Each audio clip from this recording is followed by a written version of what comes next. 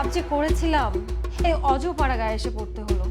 আমার একদম ভাল লাগছে না এখানে, হট ওয়েদার। এখানে একটা এসি পর্যন্ত নেই। এসি ছাড়া কি এখানে থাকা যায়?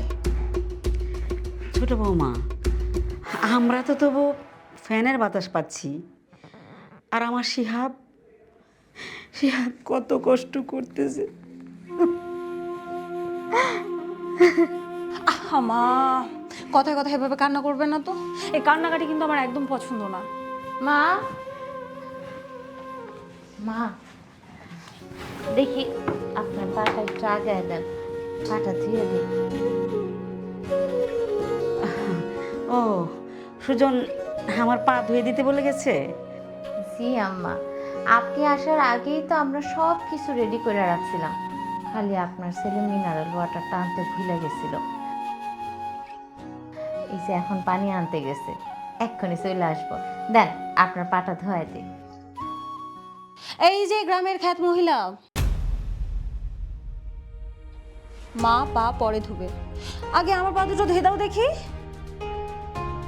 ছোট বউ, তুমি কি বলতেছো, বুঝে বলতেছো?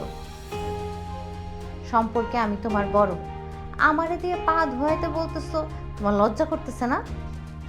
মা দেখছেন, আমার মুখে মুখে তর্ক করছে, আর আপনি কিচ্ছু বললেন না, চুপচাপ বসে আছেন। বৌমা, ছোট বৌমা তোমাকে পা ধুয়ে দিতে বলছে, এতে তোমার কি এমন মান সম্মান গেল? থাক, তোমাকে আর আমার পা ধুয়ে দিতে হবে না। সুজন আসুক, তারপর আমি পা ধোবো। এখন আমি পা ধোবো না, তুমি এখন যাও।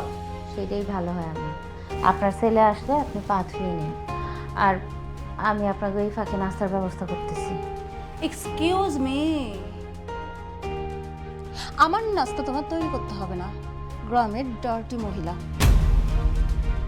শোনো, তুমি আমার নাস্তা তৈরি করতে পারবে না, ইউ নো আমি ডায়েট ফলো করি। তোমাদের এই গ্রামের এই ঢঙের নাস্তায় যে কি থাকে সেটা আমার খুব ভালো করেই জানা আছে। খাবারের মেনুতে তো কোনো ভালো খাবারই থাকবে না, সো আমার নাস্তা তোমার বানাতে হবে না। যাও, চোখের সামনে থেকে গেট আউট হয়ে যাও। যাও তাড়াতাড়ি।